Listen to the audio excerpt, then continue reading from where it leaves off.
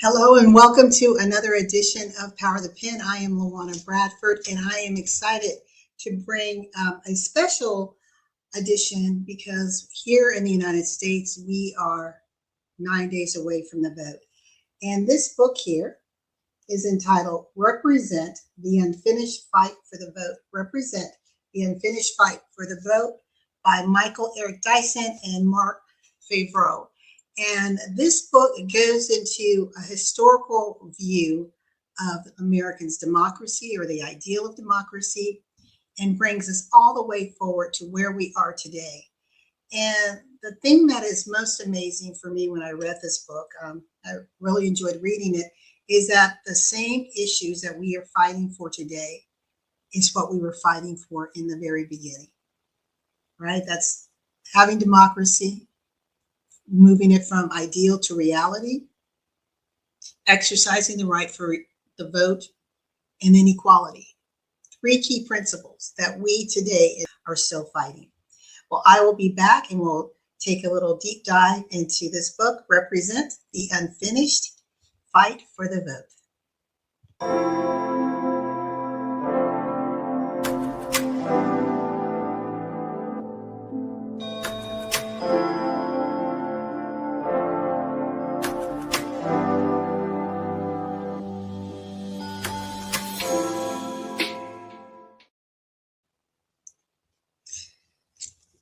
One of the things that we find ourselves polarized with, right, is from party lines, polarized with different perspective, views, lived experiences. But if we pause for a moment and really understand where we are and assess it against where we came from, we really have the opportunity to do the right thing at this point in time in history and not allow history to repeat itself. So from the time that we became a country, the United States of America became a nation in 1776, those 55 gentlemen who came up with the Constitution were doing so to the advantage of the nation, or so we thought. But the interesting thing is with those original gentlemen, half of them owned humans. They owned human beings. So when they're talking about freedoms and liberty and equality for all, they were very specific with who the all was. So I want to go over a couple things in here. As I mentioned in the beginning, when we're talking about democracy, we know it's an ideal.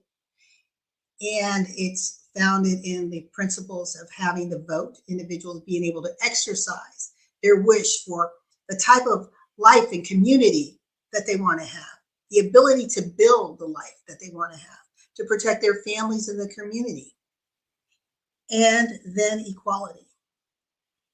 And today, when we hear terms about diversity, equity, inclusion, and belonging, that is all seated in a long-standing fight of people saying we need to be seen, we need to be heard, we truly need to have a seat at the table. We need to truly have a nation and a country that is for all. When we look at some of the challenges that are facing our nation, they're quite numerous. But the question is, when we are looking to improve this country, are we looking to only improve it for ourselves? Are we only looking to defend things as they pertain to us? Are we looking to improve it for the whole?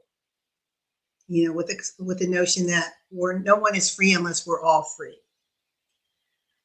I want to tell you just a little bit about in the beginning. So in the beginning, Michael Eric Dyson and Marc Favreau share a little insight, just a little quick snapshot of what this young nation was facing. In 1776, only a handful of women could vote. So believe it or not, we tend to think that women's voting began with suffrage in the early 1900s. Now let's go all the way back to 1776. Only a handful of women could vote, but only in one state. Of the 13 states, only in the state of New Jersey. And the they meant meaning they had the right to vote, were men and women, white men and women at the time. No other state in the nation had singled out women as having the right to vote. Now, so you have the voice, right? Our vote is our voice. And I want to pause right there because I want to speak to some of you who are thinking, well, I don't think my vote matters. Why should I even bother? Nothing's going to change. If we don't exercise our voice when given the opportunity, what we're doing is deferring it to someone else to decide what's in our best interest, what we can and cannot do. So your voice does matter. Now, the second thing they mentioned is most states kept property requirements as a way in which you could secure your vote, meaning ownership of land or real estate. So think about that. Go back to 1776. We still have slavery, right? Who was the ones that were owning property at that time? White men. But listen to this. Even the majority of men at that time in the United States, sailors, carpenters, dock workers, blacksmiths, even soldiers, remained unrepresented in the new government. Why? Because they didn't meet that property ownership requirement. Now let's talk about our Native American brothers and sisters. They were treated like outsiders or foreigners to be negotiated with, invaded, or defeated. So do you think they had a place at the table? No, they didn't. Now, some states up north allowed free blacks to vote, but others prevented them from casting their ballots. So this is saying that at that time, only 1/3 of the population could vote. So that meant that 1/3 of individuals in power were dictating what the majority could or could not do. That doesn't sound fair to me. And today we have certain conversations that are a little frightening about what could happen if certain parties win. I don't know. We hear about different proposals, different plans. Project 2025. When you read it, it sounds a little frightening.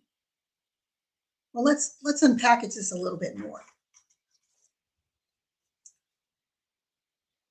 Women in New Jersey learned the bitter truth about Americans' shaky spirit in representation. No one could take it for granted ever. So what was originally given as rights to them was slowly rolled back. And I know when we had the concern about the Supreme Court ruling with women's rights, so many people were like, well, wait a minute, how are we going back? How are we rolling back to a time of yesterday? Well, this isn't new. When you look at, again, the historical account of our nation and voting and the concept or ideal of democracy, you'll see that there's this back and forth, right? 2 steps forward, 1 step back. There have been fear factors put in place, preventing people from voting.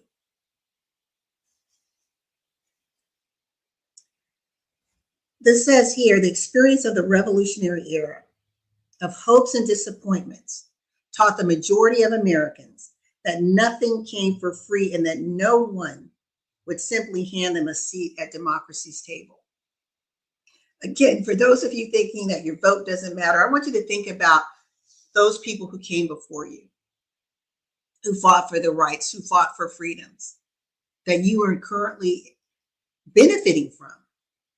So to say that your voice doesn't matter, your vote doesn't matter is basically a slap in the face.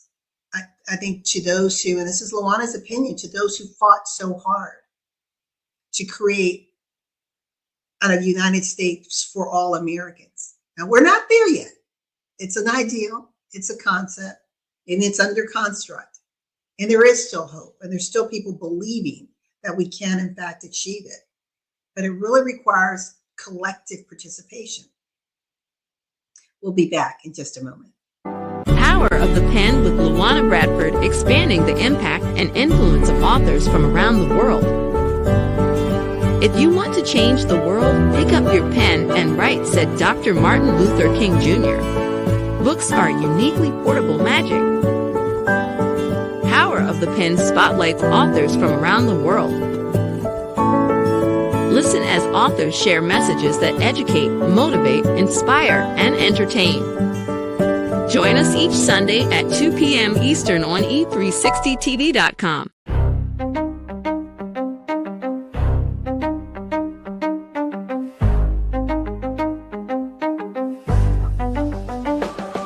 From the segregated military to modern movements for justice, this book uplifts the stories often left in the margins.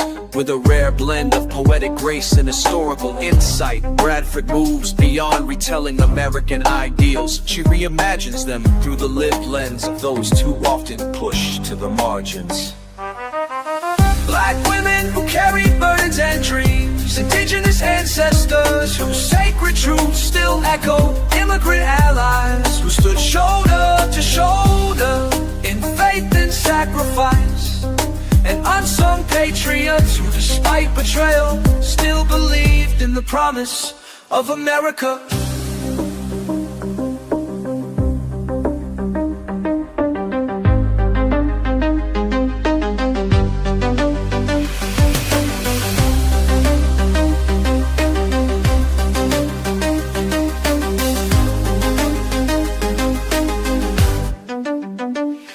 I pledge allegiance is a love letter to resilience, a reckoning with history, and a call to rise, not with bitterness, but with clarity, conviction, and hope.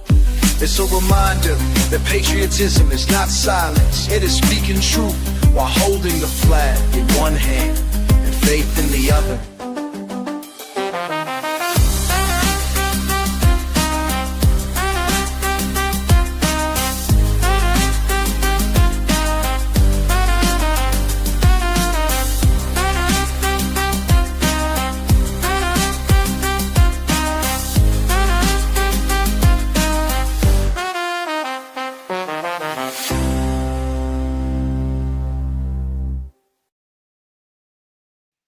And we mentioned about those who are fighting for freedoms and liberties in this country. And the greatest fight post the Revolutionary War was the Civil War. And that was the fight against slavery. And over 180,000 African Americans fought in this battle. And they came out thinking that they were going to have the same freedoms, the same rights, but they didn't. So when we think about freedom, freedom isn't always free. I want to read you this one section here. It said this is a very rich read, just taking you through a historical account. They talk about being able to vote depended on where you lived, which was grossly unequal, right? If you lived up north, you may have certain privileges. If you lived in certain states, you may have certain rights and privileges. It just depended on, on where you were. When we think about today and voting restrictions that we are fighting against, we hear we don't want rigged elections, right? We don't want people stuffing the ballots. We don't want we want a fair election, right? With a peaceful transfer of power, whoever may win. But because there is such a fear factor, just as in the past, fear can drive erratic behaviors that can end up impacting the whole. The 15th Amendment states, the right of citizens of the United States to vote shall not be denied or abridged by the United States by any state on the account of race, color, or previous conditions of servitude. I want to read that again. The right of citizens of the United States to vote shall not be denied or abridged by the United States or by any state on account of race, color, or previous condition of servitude. So it's basically saying it doesn't matter who you are as far as your skin color. It doesn't matter what your race is, because we know other ethnic groups were denied, whether it was your Asian, your Irish immigrants, who came to this nation. It doesn't matter if you were an indentured servant or a slave. You will not be legally denied the right to vote. So some of you may say, okay, there it is in writing, LaWanna. What is everyone up in arms about? Well, again, when we understand history and we understand what was happening post-Reconstruction, we have Jim Crow. We have other fear factors that stated that in order to vote, again, I'm not discriminating against you. I'm not denying you the right to vote based upon your ethnicity, your race, your color, or your previous status. But I'm going to put conditions for you to vote, right? So when we put certain conditions, then it makes it even more challenging. So one of the things that Black men were celebrating at this time, they stated that African-American leaders proclaimed the 15th Amendment a greater revolution than that of 1776. This was not just about the end of slavery, but beginning something that could give power to Black people all over the country. Again, when we're talking about power, it's the freedom to choose the type of life you want to lead, the freedom to choose where you live, to protect yourself, to protect your family, to protect your community. And even Frederick Douglass commented, never was revolution more complete, or so we thought. At that same time, women's suffrage was rising up. So again, some of the same concerns that we have today, whether it's rights over our bodies, equal pay, the ability to work in certain industries, was still a fight then, and we're still fighting that now. It says inequality between men and women was a fact of American life, in which women found themselves confined to narrow, sometimes suffocating gender roles. They could manage households, but not businesses. They could speak at church, but not in a courtroom or jury. They could buy things, but not own property themselves. Only in very rare cases could they work outside their home, and when they did, it caused a stir. And this is something when we think about women's rights movement, it was just in the 70s when women were able to get credit in their name. This is my lifetime. It's not that long ago that you think about the fight that women had to overcome. And it was because they were willing to exercise their voice, demand a seat at the table. As Shirley Chisholm says, if they're not willing to give you a chair, you bring your own chair. But when we're talking about women's suffrage, it's a battle for economic equality, but also we're looking at racial equality, eradicating racial discrimination, institutionalized racism, all these factors that pigeonhole people and prevent them from rising to their best and highest selves. It says women faced a vexing problem. And this is in the 1840s. This is the conversation that's happening in 1840. And we're having this conversation today. You'd think we would start to learn from the lessons of the past, right? Women faced a vexing problem without the vote, that is, without the power to change the rules that kept them excluded. How could they ever achieve true equality? Only men voted. Therefore, only men wrote the laws. In every state in America, the system itself seemed permanently rigged against them. So if it was rigged against the white woman and the Black woman, then think about how it was rigged against every other community represented in these United States of America.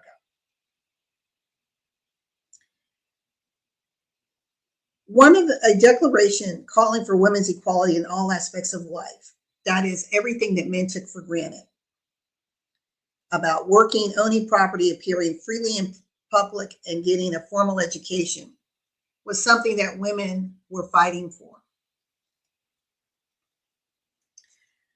The original Declaration of Independence stated, "We hold these truths to be self-evident that all men and women are created equal, that they are endowed by the Creator with certain inalienable rights, that among these are life, liberty, and the pursuit of happiness, that to secure these rights, governments are instituted, deriving their just powers from the consent of the governed.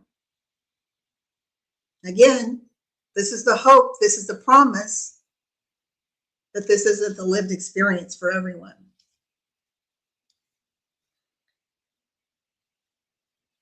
Women at this time began to come together in large numbers, demanding for the right to vote. Women received the right to vote just a little over 100 years ago, I believe 103 years ago to be exact. And even though we have that right, there are still, again, those rights that we voted for that have already been rolled back. To think that today, my niece does not have the same rights and liberties that I did coming up, it's a little frightening. And it's there to tell us that if one thing can change, how many other things could possibly change? When we talk about restrictions and preventing people from voting, one of the things that Congressman John Lewis fought for was the Voting Rights Act. He knew that we could not stay silent. He knew that we had to get into good trouble, necessary trouble. One of the things that I talked about is those restrictions when we think about poll taxes. In poll taxes, I'll read this to you. It's a way to limit or to restrict who can vote. So I talked about poll taxes and I talked about literacy. So poll taxes basically says that you can vote, but you're going to have to pay to vote. So here's an example. In 1904, every voter in Virginia had to pay $1.50 for each of the 3 years prior to the next election. So here are all of these little nuances. So yes, you can vote, but it's going to cost you $1.50 for each of the 3 years prior to the next election. So if you found out that the election is next year and you didn't pay $1.50 for the prior 3 years, you're not going to be able to vote.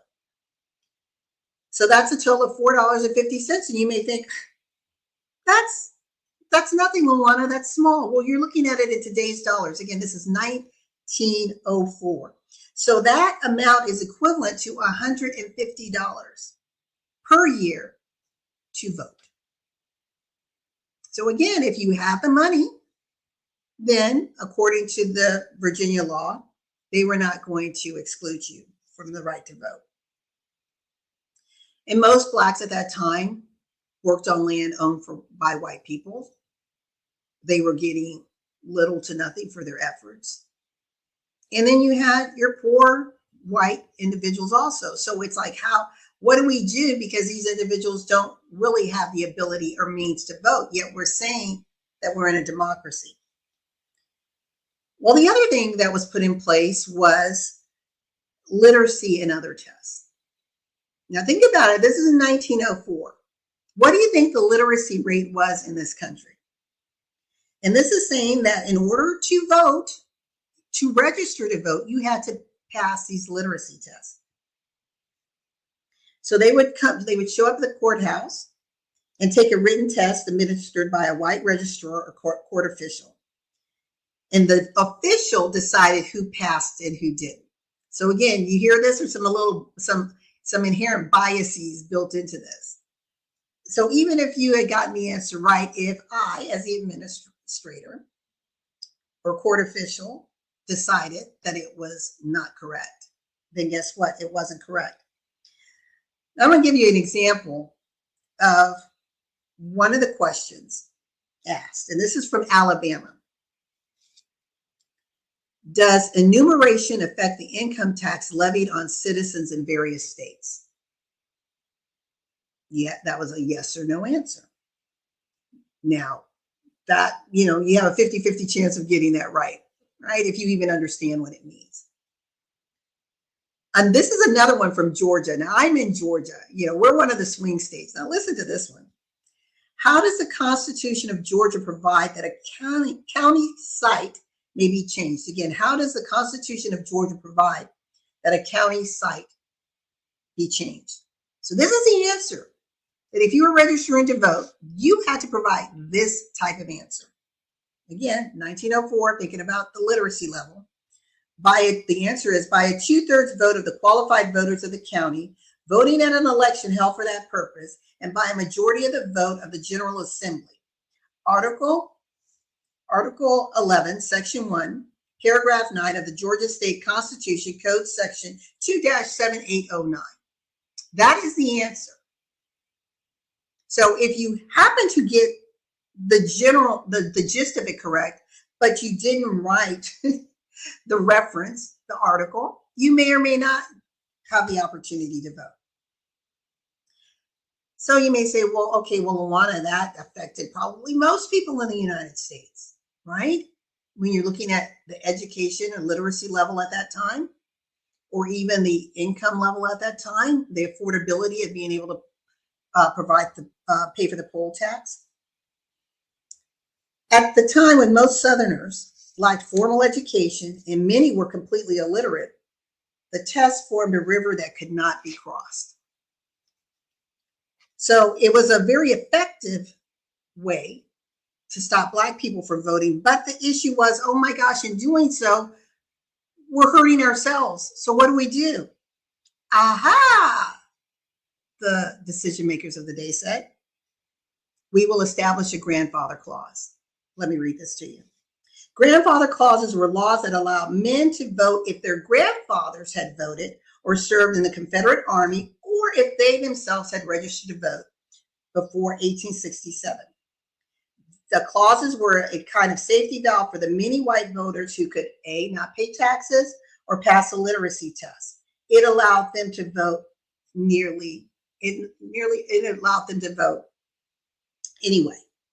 However, nearly all Black voters' grandparents, this is why it was an issue, could not vote because they had been enslaved, and no Black person had been allowed to register before 1867.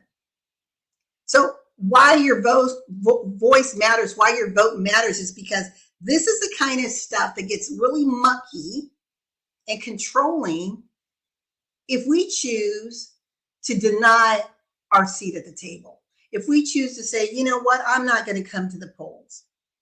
It doesn't matter. See, in 1910, only 4% of Black men in Georgia could vote. 4%. 4%. So if those of you who are listening, who are people of color, or it doesn't matter what race, background, ethnicity you are you going to the polls? This is your time. See, millions of Americans are still alive today who were born and grew up under harsh voting restrictions. So as I mentioned, these went hand in hand with the Black Code, with Jim Crow. Jim Crow forced us into the quote unquote separate but equal status, put us in a second class existence.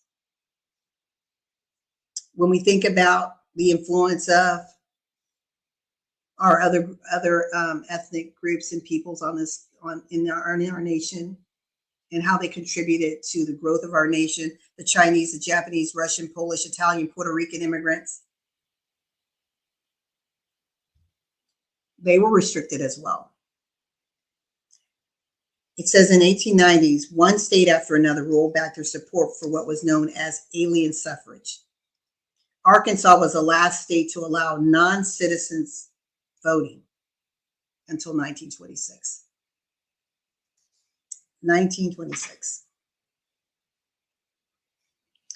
Other states passed taxpayer laws which limited voting to people who own real estate or other property in their districts. This was done to keep political power in the hands of moneyed, native-born white Americans. Again, I am reading from Represent the Unfinished Fight for the Vote by Michael Eric Dyson and Marc Favreau. which I think is just the timing of this read and where we are in this nation is really perfect for those of you who are doing your early voting, thinking about voting, or maybe thinking about why bother. Hope you just rethink this. We'll be back in a minute.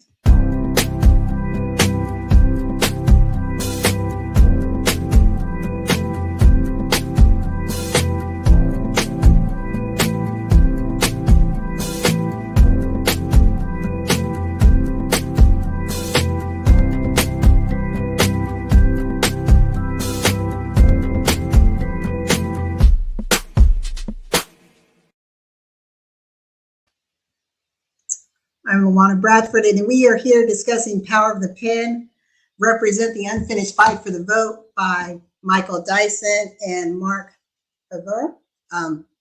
Favreau. Apologize for that mispronunciation. As I mentioned earlier about Congressman John Lewis, I want to read you just a couple things before I close. It says, despite its many supporters, opponents of people power blocked John Lewis Voting Rights Advancement Act. It failed to pass in the Senate, but it did not block the movement for change. So there's still advocates out there. There's still allies out there pushing this. The unfinished work of people power in America. Remember, I said democracy is all about people power, right? It's about equality. It's about allowing everyone to have a voice. It's allowing everyone to participate in a process that will determine how you live and the benefits that are available to you and your children and your children's children. The unfinished work of people power in America is passing to a new generation of voters and soon to be voters. 3 generations of Bradford voted. So you're looking at from their grandma, a Depression era child, to grandchildren born in 2005. We all went to the poll. We all talked about how important casting our vote was. And we ensured that throughout our family, our broader family, that these conversations were had. Now, is everyone voting in our house, in our family? Probably not, unfortunately. But I hope that if they're listening to this now, just like I hope that if you're listening to this now, that you and all members of your family who are eligible to vote and who are registered to vote, do so. This is not a partisan conversation, but it's saying it is important for us if we are truly going to be the United States in America, that is truly one that manifests the principles of democracy that we so say that this country is built upon, then we're going to exercise our voice. And when we're exercising our voice, the hope for equality can become a reality. So as I was saying, the unfinished work of people power in America is passing to a new generation of voters and soon to be voters. John Lewis, like so many freedom fighters before him, joined the fight as a teenager. It will be people like him, like you, with hopes and wishes of their own, who finally ensure that our country makes good on the promises of democracy. Today, the threats to our democracy are as dire as ever. But the lesson of the story we have told and represent is that change is possible, one brave person at a time. This is a great read. If you love to read it, if you enjoy the work and writings by Mike Eric Dyson, Marc Favreau, you'll enjoy this read. It's truly a book that helps educate, takes the blinders off and lets you see the facts as they are. There are so many historical references here that you can go into your own fact checking and then make a decision that's best for you. Are you gonna sideline yourself? Or are you gonna be vocal and fight for your rights and fight for this country that stands on the ideal of democracy, so that it's no longer an ideal, but it's a reality that we all live and experience in this generation and the generations to come. I want to thank you so very much for joining me for another edition of Power of the Pen. I am LaWanna Bradford, and I look forward to seeing you next week for another edition of this great show. If you are an author, speaker, want to be on the show to showcase your message, your written word, reach out to me, and we'd love to have a conversation and see how you can be a guest and feature your book on Power of the Pen. Until next time, be safe, be well, and don't forget, vote.